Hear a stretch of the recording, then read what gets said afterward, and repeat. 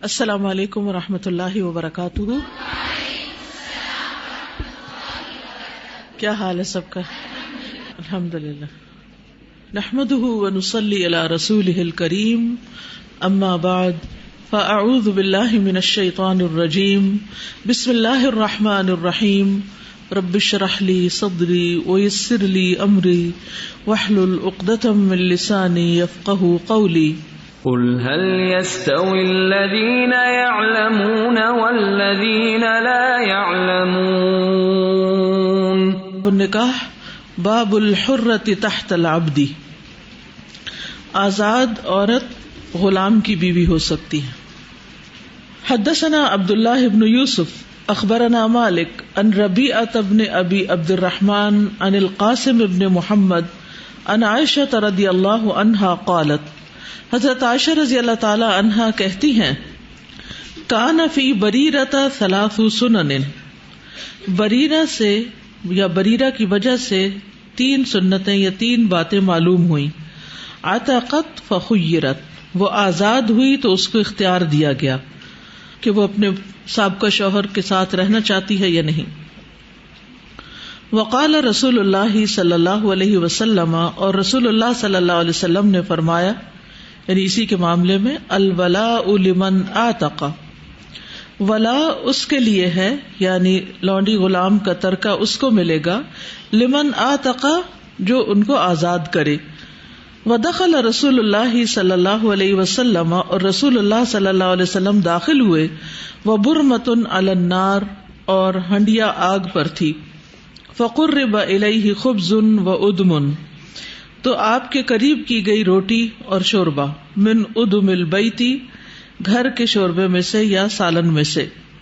فقال، تو آپ نے فرمایا، لم ار البرمۃ، میں نے نہیں دیکھا ہنڈیا کو، یعنی ہنڈیا والا کھانا کدھر ہے. فقیل لحم تصدق به علی بریرۃ، تو کہا گیا کہ وہ گوشت ہے جو بریرہ کو صدقہ میں دیا گیا تھا. وانت لا تاکل الصدقہ، اور آپ صدقہ نہیں کھاتے. فقال هو علیہا صدقۃ، تو آپ نے فرمایا وہ اس پر صدقہ ہے. ولنا ہدیۃ، اور ہمارے لیے وہ ہدیہ ہے، یعنی ہم اس کو کھا سکتے ہیں. تو یہاں امام بخاری جس بنیاد پر اس حدیث کو لائے ہیں وہ حدیث کے پہلے حصے میں بیان کی گئی ہے کہ آزاد عورت غلام کے نکاح میں رہ سکتی، نہیں جواز ہے. اس کا یہ مطلب نہیں کہ رہنا چاہیے، اس کا یہ مطلب ہے کہ اگر وہ رہے تو کوئی حرج نہیں، اس کی شریعت اجازت دیتی ہے، اور اگر نہ بھی رہے تو بھی کوئی حرج نہیں. یہاں مختلف سٹیٹس کے حامل لوگوں کا باہم نکاح کی بات ہو رہی ہے نا، کہ ایک امیر ہے، ایک نہیں ہے، ایک عمر میں بڑا ہے، ایک چھوٹا ہے، ایک غلام ہے، ایک آزاد ہے. تو یہ ڈفرینٹ سچویشنز ہیں. تو کیا اس سے نکاح کی شرعی حیثیت پر کوئی اثر پڑتا ہے یا نہیں؟ تو بتایا گیا کہ اس سے کوئی فرق نہیں پڑتا. ٹھیک ہے. اس میں قصہ یوں ہے کہ بریرہ رضی اللہ عنہا حضرت عائشہ کی لونڈی تھی، اور ان کو جب آزادی ملی تو انہیں اختیار دیا گیا کہ اگر چاہیں تو اپنے شوہر سے اپنا نکاح فسخ کر سکتی ہیں، اور اگر چاہیں تو اس کے ساتھ رہ بھی سکتی ہیں. تو یہ اختیار اس وجہ سے دیا گیا کہ آزادی کے وقت ان کا شوہر غلام تھا اور یہ آزاد ہو گئی تھی. ایک اور روایت سے اس کی وضاحت ہوتی ہے. تو جب بریرہ رضی اللہ تعالی عنہا کو یہ اختیار ملا تو انہوں نے اپنے خاوند مغیث سے علیحدگی کو پسند کیا، کیونکہ وہ غلام تھا. وہ بےچارے گلی کوچوں میں ان کے پیچھے روتے پھرتے تھے اور ان کا نام لے لے کر فریادیں کرتے تھے. تو نبی صلی اللہ علیہ وسلم کو ان پر بہت ترس آیا، تو آپ نے مغیث کے لیے سفارش کی اور بریرہ سے کہا کہ تم اسے اپنے خاوند کی حیثیت سے قبول کر لو. تو بریرہ رضی اللہ عنہ نے کیا کہا کہ اگر یہ آپ کا حکم ہے تو سر آنکھوں پر، اور اگر سفارش ہے تو میں معذرت کرتی ہوں. آپ صلی اللہ علیہ وسلم نے اس بات کا برا بھی نہیں منایا، کیونکہ آپ نے ایک ریکمنڈیشن دی تھی، اس کی سفارش کی تھی. اور اسی یہ پتہ چلتا ہے کہ اگر آزاد عورت کا غلام کے نکاح میں رہنا جائز نہ ہوتا تو پھر رسول اللہ صلی اللہ علیہ وسلم یہ سفارش نہ کرتے. تو اسی سفارش سے امام بخاری نے یہ مسئلہ ثابت کیا کہ آزاد عورت کا غلام کے نکاح میں رہنا جائز ہے. اس کی تفصیل کتاب الطلاق میں بھی آئے گی. باب لا يتزوج اکثر من 4، باب نہ نکاح کرے، نہ شادی کرے 4 سے زیادہ عورتوں سے، یعنی کسی مرد کے لیے جائز نہیں. اب پھر جواز کی صورت ہے، ٹھیک ہے، کیا جائز ہے اور کیا نہیں. تو جائز نہیں کہ 4 عورتوں سے زیادہ کو نکاح میں رکھے، لقولہ تعالی، اللہ تعالیٰ کے اس فرمان پر، مثنی و ثلاثہ و رباع، 2 اور 3 اور 4.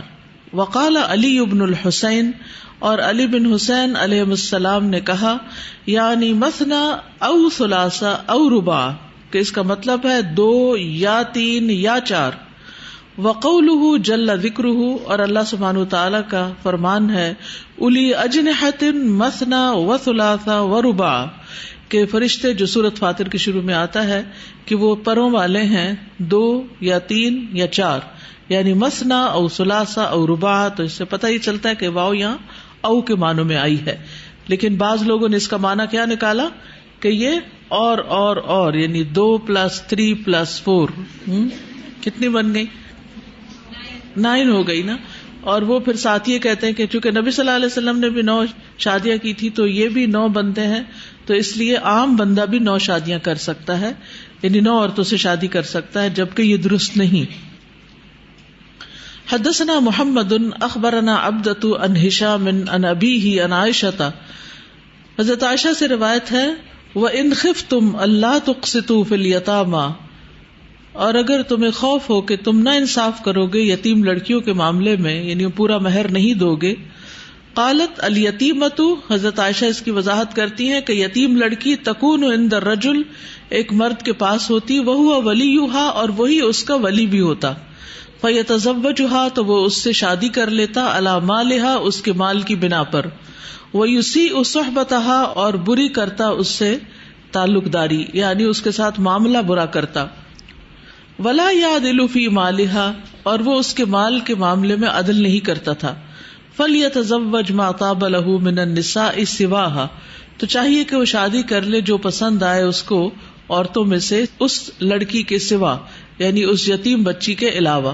مثنی و ثلاثہ و رباع، 2 ہو سکتی ہیں یا 3 ہو سکتی ہیں یا 4 ہو سکتی ہیں ایٹ اے ٹائم، یعنی بیک وقت صرف 4 بیویوں کی اجازت ہے، اور اس سے زیادہ رکھنا حرام ہے. 5ویں جو ہوگی وہ اسی طرح حرام ہوگی جس طرح ماں یا بیٹی حرام ہوتی ہے. اور 4 کی اجازت بھی عدل و انصاف کے ساتھ ہے، مشروط ہے. اور یہ بات مزید روایات سے بھی واضح ہوتی ہے کہ 4 سے زیادہ شادی نہیں کر سکتے. غیلان الثقفی جب مسلمان ہوئے تو ان کی 10 بیویاں تھیں. رسول اللہ صلی اللہ علیہ وسلم نے فرمایا کہ 4 کا انتخاب کر لو اور باقی کو جدا کر دو. قیس بن حارث کہتے ہیں کہ میں جب مسلمان ہوا تو میرے پاس 8 بیویاں تھی. رسول اللہ صلی اللہ علیہ وسلم نے فرمایا ان میں سے 4 کو پسند کر لو. نوفل بن معاویہ جب مسلمان ہوئے تو ان کی 5 بیویاں تھیں. رسول اللہ صلی اللہ علیہ وسلم نے انہیں فرمایا 4 رکھ لو اور دوسری یعنی 5ویں کو چھوڑ دو. تو اس سے یہ پتہ چلتا ہے کہ یہ بات اجماع سے ثابت ہے کہ ایک وقت میں 4 عورتوں سے زیادہ شادی نہیں ہو سکتی. باب وَأُمَّهَاتُكُمُ اللَّاتِي أَرْضَعْنَكُمْ وَيَحْرُمُ مِنَ الرَّضَاعَةِ مَا يَحْرُمُ مِنَ النَّسَبِ. باب ہے اور تمہاری ماں، یہ سورۃ النساء کی آیت نمبر 23 کا ایک حصہ ہے. وَأُمَّهَاتُكُمْ، اور تمہاری وہ مائیں، اللَّاتِي أَرْضَعْنَكُمْ، جنہوں نے تمہیں دودھ پلایا، یہ بھی تم پر حرام ہے کہ ان سے تم شادی کرو. وَيَحْرُمُ مِنَ الرَّضَاعَةِ، اور حرام ہو جاتا ہے رضاعت کے سبب، ما یحرم، جو حرام ہو جاتا ہے، من النسب، نسب کی وجہ سے، یعنی نسب کی بنا پر بھی وہ رشتے حرام ہو جاتے ہیں. تو اس سے یہ پتہ چلتا ہے کہ رضاعت جو ہے وہ بھی بہت اہم معاملہ ہے حرمت کے معاملے میں، یعنی رشتوں کو حرام ٹھہرانے کے معاملے میں. تو امام بخاری نے یہاں اس عنوان سے دودھ کے احکام کے مسائل بیان کرنے شروع کیے. رضاعت کہتے ہیں دودھ پلانے کو. تو دودھ پینے سے ایسا رشتہ قائم ہو جاتا ہے کہ دودھ پلانے والی عورت، اس کا خاوند، اس کی بیٹی، اس کی بہن، اس کی پوتی نواسی، پھپھی، خالہ، باپ، بیٹا، نانا، بھائی، پوتا، نواسا، چچا، یہ سب شیر خوار کے محرم ہو جاتے ہیں. لڑکی ہو تو لڑکے اور لڑکا ہو تو لڑکیاں یعنی عورتیں، یہ سب اس کے محرم ہو جاتے ہیں. ان سے نکاح نہیں ہو سکتا. ٹھیک. اس لیے امام بخاری نکاح کے ضمن میں یہ رضاعت کا مسئلہ کتاب النکاح کے اندر لے کر آئے ہیں. لیکن شرط یہ ہے کہ کم از کم 5 مرتبہ دودھ پیا ہو اور مدت رضاعت 2 سال کے اندر ہو. لیکن جس لڑکے یا لڑکی نے دودھ پیا، یعنی جو بچہ ہے دودھ پینے والا، اس کا باپ یا بھائی یا بہن یا ماں یا نانی، خالہ، ماموں وغیرہ دودھ پلانے والی عورت پر یا اس کے شوہر پر حرام نہیں ہوں گے. ٹھیک ہے، یعنی یہ جو بچہ ہے جس عورت کا دودھ پیے گا اس کے رشتہ دار تو اس پہ حرام ہیں، لیکن اس بچے کے رشتہ دار دودھ پلانے والی پہ حرام نہیں.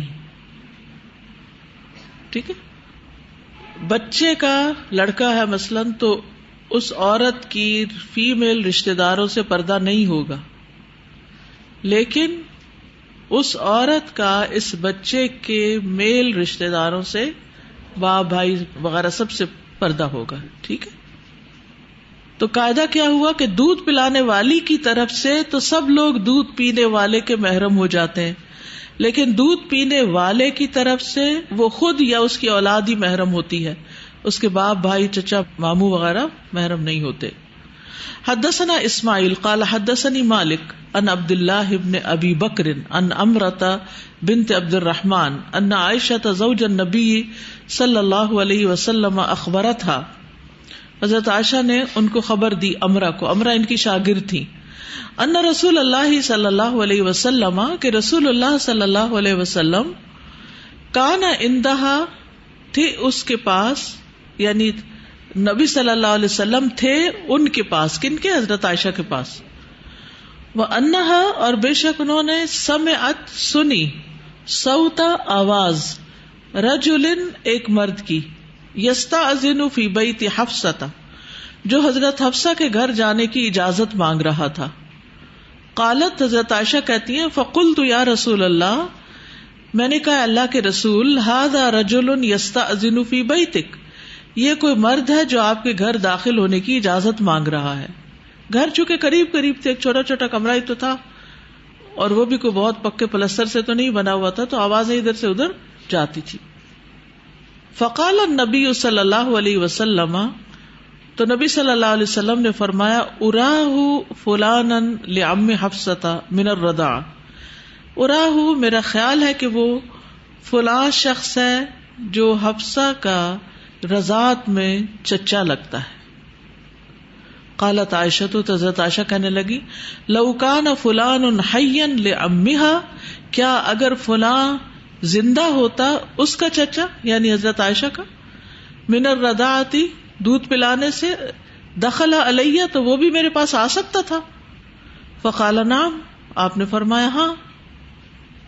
الرضاعت تحرم ما تحرم الولادت، رضاعت حرام کر دیتی ہے جو ولادت حرام کر دیتی ہے، یعنی ولادت سے بھی جو رشتے حرام ہوتے ہیں وہی رضاعت سے بھی حرام ہو جاتے ہیں. ٹھیک، تو رضائی چچا کی 2 صورتیں ہیں، یعنی رضائی چچا کیسے بنیں گے. اچھا پہلے آپ بتائیے رضائی چچا کون ہوگا.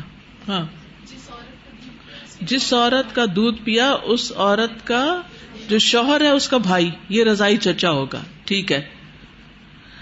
اچھا، دوسری صورت یہ کہ جس عورت کا دودھ پیا جائے اس کے خاوند کا بھائی دودھ پلانے والے کا رضائی چچا ہوگا، اور یہ کہ والد کے ہمراہ جس نے دودھ پیا، یہ ایک اور صورت ہے، باپ کے ساتھ جس نے دودھ پیا ہے. ٹھیک ہے، تو وہ اولاد کے لیے رضائی چچا ہو جائے گا. ایک تو صورت جو آپ نے بتائی درست ہے، اور دوسرا یہ کہ کسی کے باپ نے کسی عورت کا دودھ پیا تھا تو اس کے ساتھ ایک اور بچے نے بھی دودھ پیا تھا، تو وہ دونوں ان کی دودھ شریک ماں تھی، تو وہ لڑکا رضائی بھائی ہوا باپ کا، تو وہ اس کا چچا ہو گیا رضائی. سمجھ آ گئی؟ یاد رکھیے رضاعت سے پردے کا حکم ساقط ہو جاتا ہے، اجنبیت ختم ہو جاتی ہے. یعنی جس عورت کا دودھ پیا جائے وہ ماں بن جاتی ہے، عورت کا شوہر باپ بن جاتا ہے، اس کا بھائی ماموں بن جاتا ہے، اس کی بہن رضائی خالہ بن جاتی ہے، لیکن وراثت میں حصے دار نہیں ہوتے. یہ فرق ہے ولادت اور رضاعت میں. اور اخراجات کی ذمہ داری اس رضاعت سے ثابت نہیں ہوتی. یعنی اگر کوئی کسی کا رضائی باپ ہے تو وہ اس بچے کے اخراجات کا ذمہ دار نہیں ہے. ٹھیک ہے. رضاعت کی 2 شرائط ہے. کون کون سی؟ نمبر 1 5 دفعہ دودھ پیا ہو. نمبر 2 2 سال کے اندر دودھ پیا ہو. اگر کسی نے 1 یا 2 مرتبہ دودھ پی لیا یا مدت رضاعت کے بعد دودھ پی لیا تو اس سے حرمت ثابت نہیں ہوگی. اس کی کیا صورتیں ہو سکتی ہیں؟ کبھی ایسا بھی ہوتا ہے نا کہ بہنیں اپنے بچے چھوڑ کے چلی جاتی ہیں بازار اور لگا دیتی ہیں بہت دیر، وہاں جا کے بھول جاتی ہیں کہ بچہ بھی ہے کوئی پیچھے، جو ٹوٹلی ڈپینڈ کرتا ہے ماں پہ. ٹھیک ہے. اور اب وہ جو بہن سنبھال رہی ہے اس سے کسی طرح بچہ سنبھل ہی نہیں رہا. اب وہ روئے چلے جا رہا ہے اور کچھ کھاتا بھی نہیں کیونکہ بہت چھوٹا ہے، اور وہ خود بھی ایک بچے کی ماں ہے. تو اگر اس نے 1 دفعہ اس بچے کو دودھ پلا دیا تو اس سے حرمت نہیں ہوگی، کیونکہ بہت سے لوگ اس طرح کے مسائل پوچھنے کے لیے آ جاتے ہیں اور وہ کہتے ہیں کہ اب یہ شادی کا معاملہ ہے، کزنز کی شادی ہے. اب وہ کہتی کہ مجھے یاد پڑتا ہے کہ میں نے 1 دفعہ اس طرح دودھ پلا دیا تھا. تو 1 دفعہ دودھ پلانے سے کوئی بات نہیں. ٹھیک ہے. اور شک کا معاملہ بھی جب تک یقینی بات نہ ہو تو شک کو کنسیڈر نہیں کیا جائے گا. یعنی بچپن میں تو کھیل کھیل میں بھی چلو میں اس کو اپنا بیٹا بنا لیتی ہوں، چلو اس کو دودھ پلا لیتی ہوں، لیکن بڑے ہو کے بعض اوقات پر مسائل کھڑے ہو جاتے ہیں، بچوں میں ایک انڈرسٹینڈنگ ڈیولپ ہو جاتی ہے یا رشتہ کرنے کی ضرورت پیش آتی ہے، تو اس لیے سوچ سمجھ کے ہی بہن بھائی کے بچے کو دودھ پلانا چاہیے. جی. جیسے میری جو والدہ ہے نا، ان کے بھائی کوئی نہیں ہے اپنے سگے، تو انہوں نے اپنی خالہ کا دودھ پیا ہوا ہے. تو جو خالہ کے بیٹے ہیں وہ امی کے بھائی ہیں نا. ہاں. تو الحمدللہ وہ ان کے ساتھ ان کا پردہ نہیں ہے اور آنا جانا پھر گھروں میں آسان ہو جاتا ہے. بھائیوں کی کمی جو ہے وہ بالکل وہاں سے پوری ہوگی. ہاں، اس صورت میں ہو سکتا ہے اس طرح کی چیزیں. جی. ایک اور سر جی یہ بات تھی کہ یہ جو 5 دفعہ والی بات ہے، یعنی اس سے مراد کیا 5 سٹنگز ہیں یا 5 دفعہ اچھی طرح سک کرنا ہے؟ نہیں، 5 سٹنگز ہیں، 5 الگ الگ ٹائم ہیں. 5 دفعہ پیٹ بھر کے دودھ پینا تاکہ وہ جسم کا حصہ بن جائے. 5 چسکیاں نہیں. رضائی یہ جو بچہ ہوگا اس کے پھر باپ کا نام رضائی باپ کا تو نہیں لگا؟ نام بھی نہیں لگے گا، وراثت میں بھی حصہ نہیں ہوگا، کچھ نہیں، بس صرف یہ کہ شادی نہیں ہو سکتی، پردہ نہیں ہوگا. مالی معاملات، وراثت کے معاملات وہ سب اپنے اپنے گھروں میں خود طے کریں گے.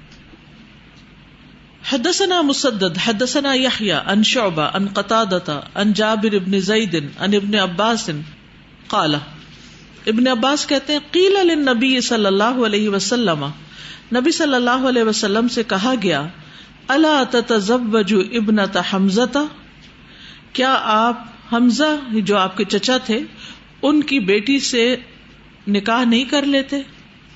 قال انہا ابنۃ اخی من الرضاع، آپ فرمانے لگے کہ وہ تو میرے رضائی بھائی کی بیٹی ہیں.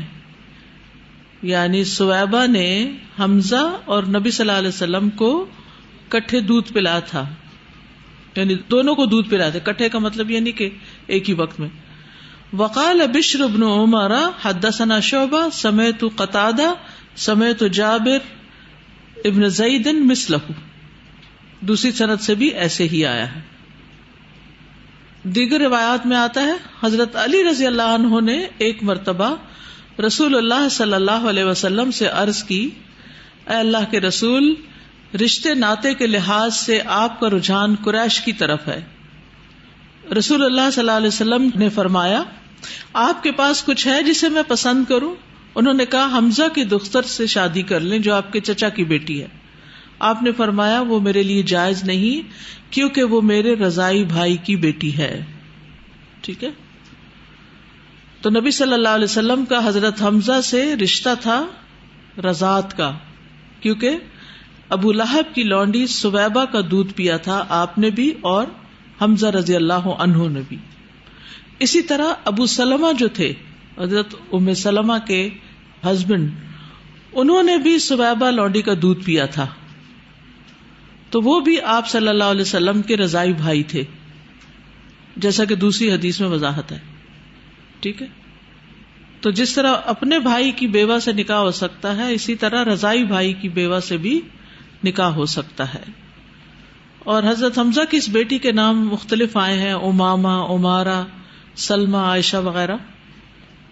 حدثنا الحکم بن نافع اخبرنا شعیب عن الزہری قال اخبرنی عروۃ بن الزبیر، عروہ بن زبیر خبر دیتے ہیں زہری کو، ان زینب بنت ابی سلمۃ اخبرتہ، کہ عروہ کو خبر دی ہے زینب بنت ابی سلمہ نے، ان ام حبیبۃ بنت ابی سفیان اخبرتھا، کہ ام حبیبہ بنت ابی سفیان نے زینب کو خبر دی، انہا، کہ وہ، قالت کہتی ہیں، یا رسول اللہ، کہ انہوں نے کہا اے اللہ کے رسول، انکح اختی بنت ابی سفیان، نکاح کر لیجئے میری بہن جو ابو سفیان کی بیٹی ہے.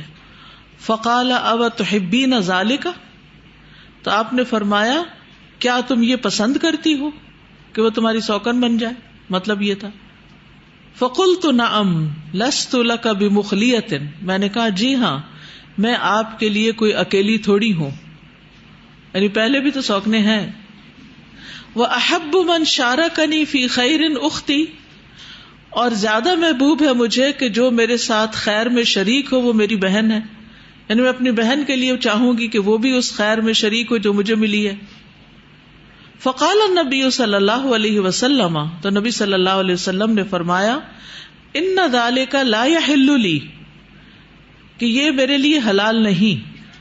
قلت، میں نے کہا، فإنا نحدث، کہ ہمیں بتایا گیا ہے، انک ترید ان تنکح بنت ابی سلمۃ، کہ آپ ابو سلمہ کی بیٹی سے نکاح کرنا چاہتے ہیں. قال بنت ام سلمہ، آپ نے پوچھا ام سلمہ کی بیٹی سے؟ قلت نعم، میں نے کہا ہاں. فقال لو انہا لم تکن ربیبتی فی حجری، کہ اگر وہ میری ربیبہ نہ ہوتی، ربیبہ ہوتی ہے کسی عورت کے پچھلے شوہر کی بیٹی، فی حجری، میری پرورش میں، ما حلت لی، تو بھی میرے لیے حلال نہ ہوتی. انہا لبنت اخی من الرضاع، وہ رضاعت میں میرے بھائی کی بیٹی ہے، میری بھتیجی لگتی ہے. اردعتنی و ابا سلمۃ سویبۃ، مجھے اور ابو سلمہ کو سویبہ نے دودھ پلایا تھا. فلا تعرضنا، تو نہ تم پیش کرو، علیہ، مجھ پر، بناتکن، اپنی بیٹیوں کو، ولا اخواتکن، اور نہ اپنی بہنوں کو. بہن کس نے پیش کی تھی؟ ام حبیبہ نے، اور بیٹی ام سلمہ کی.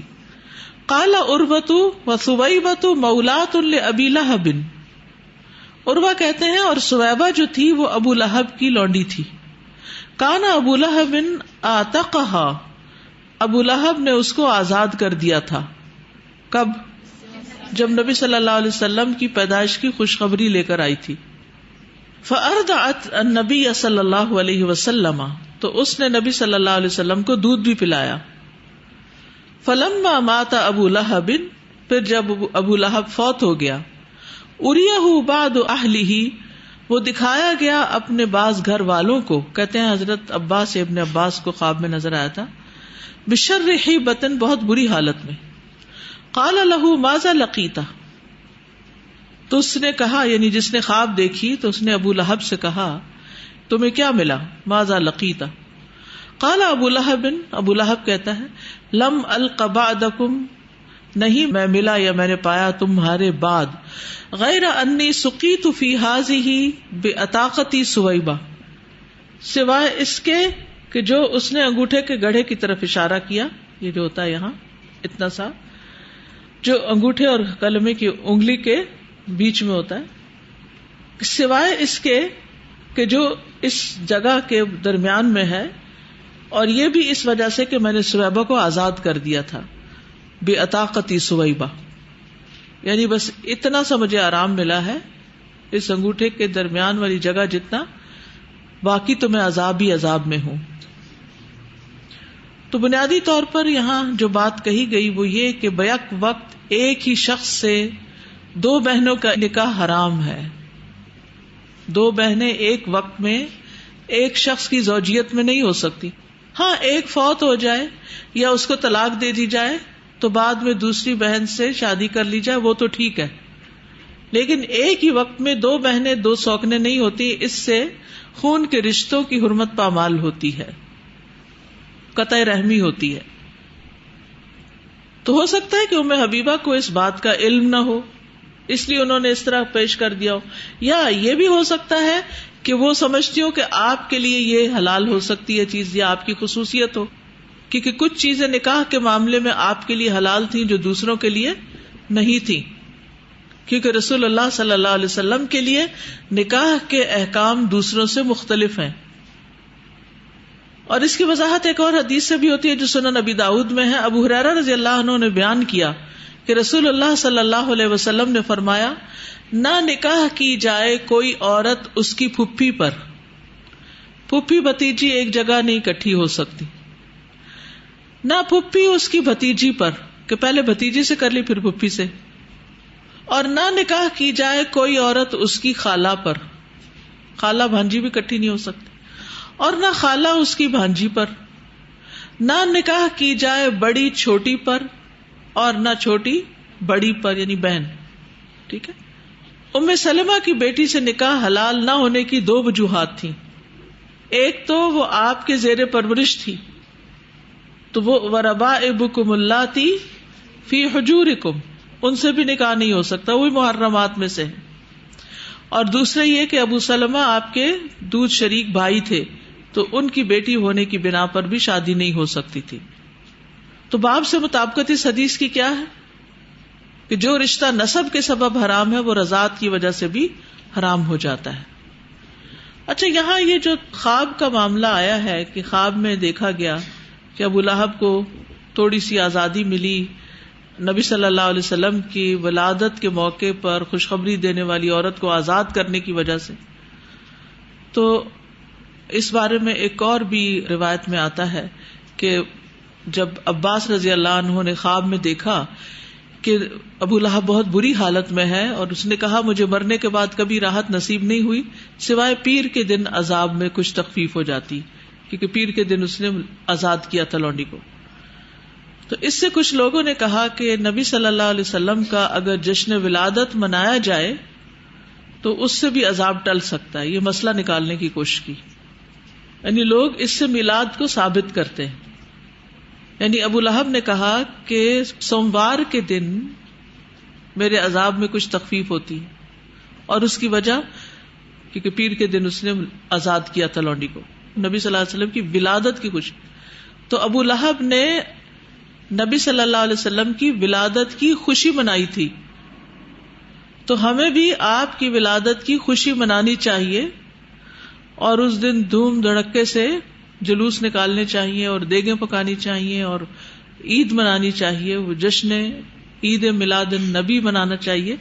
اس خواب کی بنیاد پر لوگوں نے یہ سارے مسائل نکال لیے کہ اگر آپ چاہتے ہیں کہ عذاب سے بچیں، ابو لہب جیسے بندے کو اگر عذاب میں تخفیف ہو گئی تو ہم بھی عذاب سے بچ جائیں گے، چاہے اور کچھ کریں یا نہ کریں، لیکن میلاد منا لیں.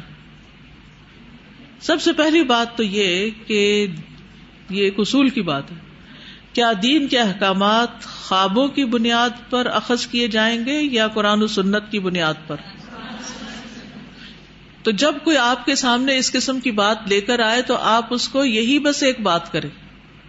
مثلاً کوئی خواب میں دیکھ لے کہ اس سے کوئی کہہ رہا ہے کہ آج کے بعد تم نماز نہ پڑھو کیونکہ تمہیں اللہ نے بخش دیا ہے، تو کیا وہ نماز چھوڑ دے گا؟ کیوں؟ اسے خواب میں آیا. خوابوں کی بنیاد پر شریعت کے احکام ثابت نہیں ہوتے، بس بات ہی ختم ہوگی. اس سے آگے تو مسئلہ ہی کھڑا کرنے کی ضرورت نہیں، کیونکہ لوگ سب جانتے ہیں کہ ابو لہب جو ہے اس کا حال خراب ہے اور اس کے بارے میں سب جانتے ہیں. تو جب سنتے ہیں یہ خواب تو لوگ بہت متاثر ہو جاتے ہیں، کہتے ہیں ہاں بالکل ہمیں بھی ولادت کے موقع پر میلاد میں کچھ نہ کچھ خود نہ بھی کریں تو اس میں پیسے دینے چاہیے، جو کر رہے ہیں ان کو سپورٹ کرنا چاہیے. نہیں بھائی، خواب کی بنیاد پر دین کے احکامات ثابت نہیں ہوتے. پھر دوسری بات یہ ہے کہ جشن میلاد آپ صلی اللہ علیہ وسلم نے کیا خود منایا تھا؟ کیا صحابہ نے اس سے کوئی حکم نکالا کہ حضرت عباس کے خواب کی بنیاد پر ہم سب میلاد منائیں. اس دن عید کی بجائے نبی صلی اللہ علیہ وسلم نے سوموار کے دن روزہ رکھا. آپ صلی اللہ علیہ وسلم ہر پیر کو روزہ رکھتے تھے. میلاد مناتے یا عید مناتے تو پھر تو کھانا پینا ہونا چاہیے تھا. صحابہ نے اس کی وجہ پوچھی تھی کہ آپ اس دن روزہ کیوں رکھتے ہیں؟ آپ نے فرمایا میں اس دن پیدا ہوا تھا اور اسی دن مجھے نبوت ملی تھی. اگر آپ کی پیدائش کا دن تھا تو پھر آپ نے اس دن روزہ تو نہیں رکھنا تھا نا, وہ تو پھر کچھ کھانا پینا, کوئی پارٹی ارینج ہونی چاہیے تھی, جیسے لوگ برتھ ڈے پارٹی کرتے ہیں. اب کوئی کہے نا برتھ ڈے پارٹی کرنی ہے تو اس کو کہیں نبی صلی اللہ علیہ وسلم نے اپنے برتھ ڈے کے دن روزہ رکھا تو چلے مل کے روزہ رکھتے ہیں, برتھ ڈے مناتے ہیں. ٹھیک ہے. پھر ایک اور بات یہ کہ نبی صلی اللہ علیہ وسلم کا یوم ولادت آپ کا یوم وفات بھی ہے. آپ اگر پیدا اس دن ہوئے تھے تو فوت بھی اسی دن ہوئے تھے. حضرت فاطمہ آپ کی وفات کی وجہ سے بہت نڈھال تھی. کیا ہمیں اس دن پھر جشن منانا چاہیے جس دن آپ فوت ہوئے؟ پہلے تو لوگ 12 وفات کہا کرتے تھے. مجھے یاد ہے اچھی طرح بچپن میں 12 وفات کا دن ہے آج, لیکن اب میلاد کا دن بنا دیا گیا. اور ایک اور بات یہ کہ بخاری میں یہ روایت مرسلن آئی ہے اور حالت کفر میں دیکھا گیا خواب قابل حجت نہیں, کیونکہ عباس رضی اللہ عنہ نے کفر کی حالت میں یہ خواب دیکھا تھا, وہ مسلمان نہیں ہوئے تھے ابھی. تو بہرحال جو کام نبی صلی اللہ علیہ وسلم نے خود نہیں کیا, صحابہ نے نہیں کیا, تو پھر ہمیں بھی اس سے پرہیز کرنا چاہیے, ورنہ وہ بدعت شمار ہو جائے گا. ٹھیک ہے جی, فرمائیے. آپ کے چچا ابو طالب جو تھے وہ بھی چونکہ مسلمان نہیں تھے تو ان کی بھی عذاب میں تخفیف کا ذکر حدیث میں ملتا ہے. تو یہ جو تخفیف ہے چاہے ان کی ہے یا ان کی ہوئی یا کسی بھی اور کی ہوگی, یہ تو صرف اللہ سبحانہ و تعالیٰ کی اپنی پوری مرضی ہے, اور وہ ہے کہ وہ اگر کوئی تخفیف کسی وجہ سے کرتے ہیں تو یہ اللہ سبحانہ و تعالیٰ کر سکتے ہیں. بندے اس کی بیس پر خود ساختہ اس طرح کی چیزیں تو نہیں قائم کر سکتے. زیادہ سے زیادہ جو بات سمجھ میں آتی ہے وہ یہ کہ نبی صلی اللہ علیہ وسلم سے محبت رکھنا ہمارے ایمان کا حصہ ہے, اور اس کو پرکھنا چاہیے کہ ہم آپ کے لیے آپ کے لائے ہوئے مشن اور آپ کے لائے ہوئے دین کے ساتھ کیا کر سکتے ہیں, کیونکہ اصولی محبت ہے نا. کیونکہ جو ہی ربیع الاول شروع ہوتا ہے ہر دوسرا بندہ میلاد کا سوال اور مسئلہ لے کے آ جاتا ہے. تو یہ 3-4 پوائنٹس یاد رکھیں تو بات ہی ختم ہو جاتی, کسی سے پوچھنے کی ضرورت ہی نہیں. ہوتا ہی ہے نا کہ چاروں طرف یہی کام ہو رہا ہوتا ہے, تو پھر انسان خود ڈاؤٹ میں پڑ جاتا ہے کہیں میں ہی نہ غلط کر رہا ہوں. تو جس کے پاس علم ہوتا ہے, ایک اصول ہوتا ہے, کوئی دلیل ہوتی ہے, تو وہ پھر اس طرح کی باتوں سے متاثر نہیں ہوتا کہ ساری دنیا کر رہی تو ہم بھی کر لیں. Majority is not authority. جی. دوسری بات یہ کہ جو حدیث میں آتا ہے نا قال عروہ, تو عروہ کی عباس رضی اللہ سے ملاقات ثابت نہیں ہے, تو یہ حدیث منقطع بھی ہو گئی. اور دوسری بات یہ کہ یہ سنت ابو لہب تو ہو سکتی لیکن سنت محمد صلی اللہ علیہ وسلم نہیں, تو ہم تو نبی صلی اللہ علیہ وسلم کو فالو کرتے ہیں. ابو لہب کی سنت سے کیا مراد؟ کافر ہے نا, مینس کہ ان کا عمل ہوا تو کسی کافر کا عمل تو ہمارے لیے قابل حجت نہیں ہے نا. جی. جو لوگ اس حدیث سے یہ مسئلہ اخذ کرتے ہیں وہ یہ بھی تو دیکھیں کہ ولادت کی خوشی منانے کے باوجود بھی عذاب میں ہے ابو لہب, کیونکہ وہ آپ پر ایمان نہیں لایا, نہ آپ کا ساتھ دیا بلکہ الٹا آپ کو ستایا. السلام علیکم. استاذہ, جو ابو لہب ہے انہوں نے جب آزاد کیا تھا غلام کو تو اس نے اس خوشی پہ کیا تھا نا کہ ایک بیبی آیا ہے فیملی میں, اس نے اس خوشی پہ تو نہیں ہوا تھا کہ اللہ کے رسول پیدا ہوئے ہیں. صحیح. تو یہ لوگ تو اس لیے میلاد مناتے ہیں. صحیح.